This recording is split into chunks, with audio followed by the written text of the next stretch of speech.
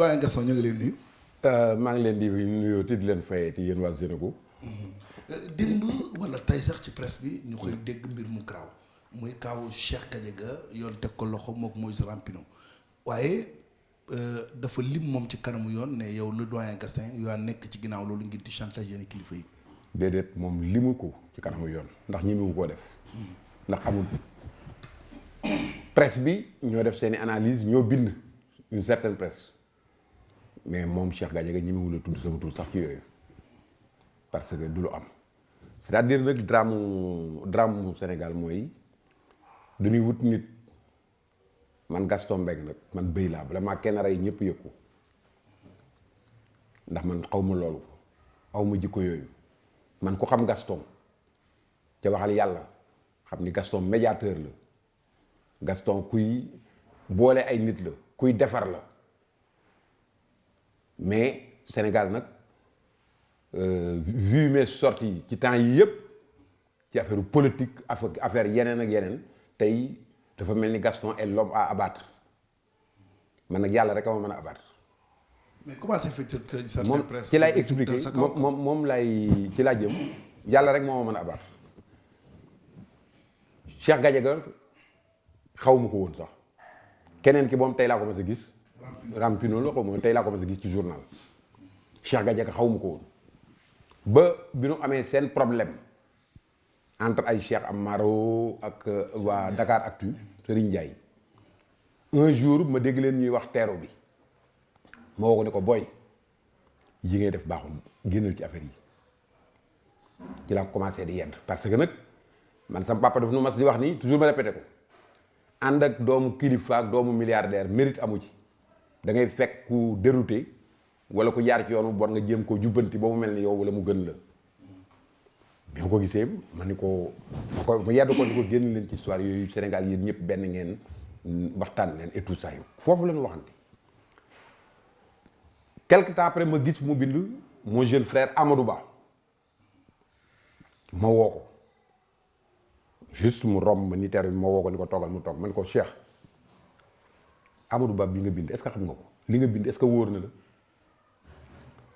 mu ni ma non xam nga man père man jànguma man mënumaa bind sax sama tur mais ñi amee site bi ñoo jot ay information yi kii ma ne ko loolu bis bu ñuy jàpp yow la ñuy jàpp ci ay information même ñun Sénégal soo gisee ci nit information bu bon demal nga waxtaan ak moom mais moo gën nga koy wasaare léegi man Amadou sama rakk la danaa la yóbbu ba ci moom nga jéggalu won ko ne ko yow jàngoo et tout ça sa site ko bind et noonu laa def ma woo Amadou jël rendez-vous yóbbu maa ko yóbbu ba ci Amadou Ba mu jéggalu ci Amadou Ba Amadou Ba moom xam na la ma fa wax xam na la ko boy bi wax mu jéggalu bon mu jàll une semaine après mu bind Cheikh Ba boobu gisuma ko woon sax man Cheikh Ba ci boppam moom moo ma wooteel moo ma indi yónnee message baa ngi nii sama téléphone won ma ni ma que grand man sama mag nga dafa am yu ma dégg et tout ça mais damay dem Paris su ma ñëwee ma ne ko non doo génn dëkk bi ca toogunu parce que man kenn du ma déggal di ma wax maa ngi dem Paris da nga may recevoir ñu toog ñu expliqué mu ni ma kon ñëwal ngoon après prière vendredi bi mooy vendredi bële passé ma ñëw bureau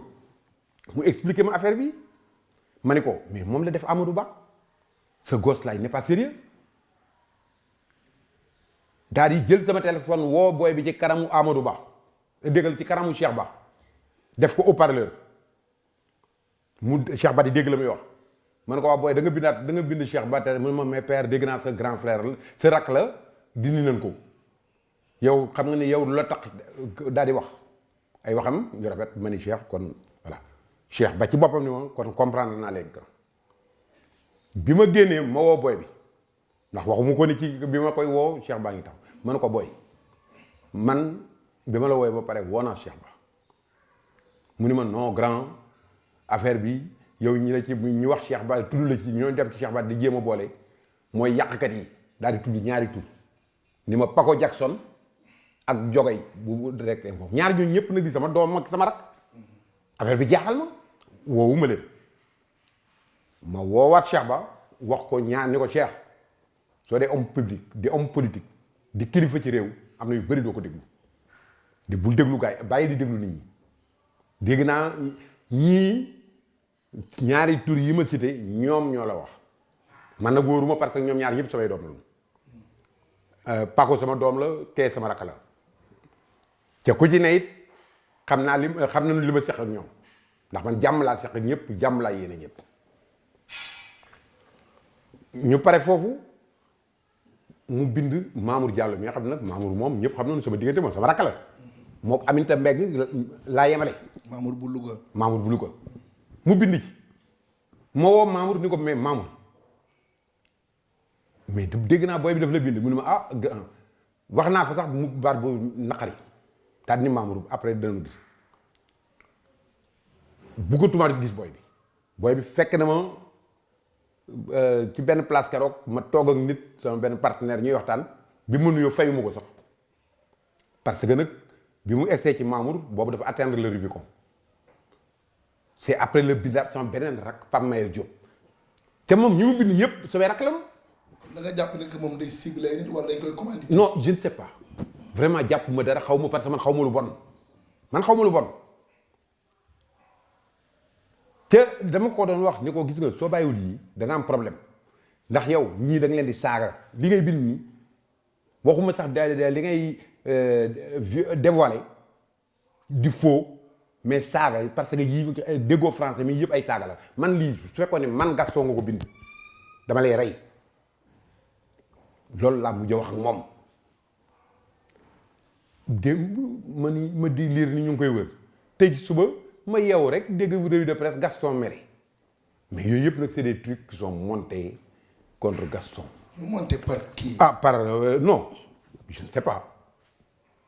sais pas parce que nag vu mes relations avec le pouvoir vu mes relations vu mes sorties yi may def temps yi yëpp depuis daaw ci pouvoir bi et tout ça ça déplaît à beaucoup de gens peut-être ñu ni que kii nan ko perturber nan ko déstabiliser nan ko même casser or que man yooyu tuuti da ci man xam naa sama bopp réew mi xam na ma man lu baax laa xam xaw ma lu bon man amoon naa site jour J ak journal dama ko tëj parce que mënuma supporter ñuy bind dara ci nit même koo xam ne dafa ma jël sax comme ennemi bugguma ñu bind ci yow donc côté boobu moom je pense que ragal naa ni foofu luppe nañu. lan mooy taxawaayu Gaston bu fekkee yoon daf ko ci woolu parce que déjà cité nañ la ci. ah non su ma wooyee ko ma woo muy man je suis clean yoonu ñëpp la dañ ma doon wax sax naa porter plainte mais duma ci porter de plainte c'est pas mon problème sentiruma ko sax fii ku ñu dul waxal su fekkoon ni ku ñu waxal mais ñëpp la ñuy waxal ci borom réew mi ba ci suuf ku fi baax ñu waxal la nit ñi dañuy chercher des brebis galeuses di ko jéem a teg ay nit ñu baax moi je ne suis pas une brebis galeuse du ma brebis galeuse site Sénégal Info man xaw ma ko sax xaw ma sa application bi lépp lu ma ci mën a lire dañ maa envoyé lien bi lay gis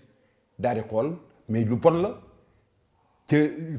kii ñii ils sont nuisibles à la société. mais est-ce que Cheikh Gadiaga en personne am na intérêt wala xëy na mu am mébét di attaquer yenn kilifa yi te xëy na amul nekk ci gannaaw. loolu non amu ci droit sax et puis c'est pas vrai et que ku jàngul comme moom reconnaître que ni jàngul warul attaquer kenn parce que xamul lan la kilifa yi def ak yu dul def c'est-à-dire que nan waxante dëgg man su ma sañoon tey Sénégal ñëpp baax muy moom muy keneen ñëpp am jikko yu baax mais sa kii yëpp mooy man jànguma xaw ma li nu bind man jànguma maa moom site bi may jànguma mais soo jàngul waroo am site te l'État war na defaraat réglementation journalisme bi parce que n'importe qui nit ñi duñu jàng dem ay si dem fu ne ba am seen i diplôme dégg nga maam n'importe qui ku jóg ubbi site même soo ko ubbee di ko dénkaane waroo cee def sa photo ni fës ni fang mel ni kuy jaayu. Cheikh Gadiaga koo xam digganteem ak Cheikh Amar. wala day justifier ni que diggante Cheikh Amar ak état. mais apparemment man fekk yu ma bën koy tëj dégg naa dugg na ñaari yoon kaso. il paraît que benn bi sax Cheikh Amar ko tëj lu woon parce que daf ko tooñoon beneen autorité man yooyu man bi ma ko xamee léegi matul 2 mois c'est pas mon problème man yëfu jàmbur du ma ci dugg mais doyen Gaston daal ne se laissera pas faire. kan man ah non affaire bi dafa ma concerné wu sax c'est-à-dire que tudd nañ ma. li nu tuddit garaawul de que Gaston sentir na ni mu ngi ci ginnaaw parce que moo ko yóbbu su ma nekkoon ci ginnaaw du ma ko yóbbu ci Amadou Ba. Amadou Ba xam na kanay Gaston autorité yi xam nañu kan mooy Gaston.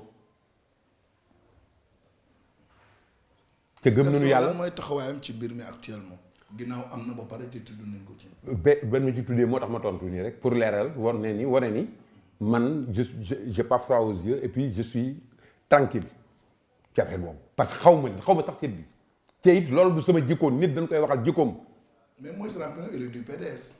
est-ce que da nga jàpp mais encore une mooy alimenter loolu. je ne sais pas man xaw ma woon sax fu mu bokk dégg na tey laa xam soog di am ay information ci moom tey laa mas a gis photom tey la ni ma ca procès Karim Wade baag PDS la bokk ak yooyu yëpp mais bokk PDS ak bokk APR ak bokk fu mu manti doon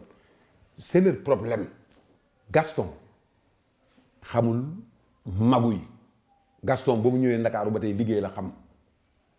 man su fekkoon ni yàq deru nit mooy joxe alal yàlla na boo am alal ci àddina man xaw ma loolu man liggéey laa xam liggéey ma laa xam moom la ma nit ñi xamee. Gaston sa baat bu mujj. sama baat bu mujj mooy que état war na jugaat ñu seetaat affaire yi parce que xam ni y a des gens qui sont nuisibles à la société on doit les supprimer même parce qu'ils sont nuisibles à la société que ça soit les gens Cheikh Gadiaga que ça soit même certains de la presse yoo xam ni dañuy fekk dara mu wóor leen ni lii yëruwul maanaa ñu dugal ko ci seeni article wala ñu def ko en nu mu tuddati première de page ngeen ko tuddee xaw ma à la une pour buzz wala pour jaay yooyu nañ koy def ak ñeneen parce que un grand promoteur Gaston Mbengue est cité par qui par ñoom ñuy bind rek mais man kenn mën ma cité ci loolu personne n'ose même bind nag sànni ku ne man nga ko mais moi xam naa kaday Gaston xam naa sama bopp xam naa fi ma bokk aussi su fekkee ni dafa am ñu leen yebal wala ñoo xam ne ni dañ leen ni wut leen Gaston pour casser ko parce que nag il commence à gêner su dee loolu rek tey laay gën a gêner lépp lu ma mas a wax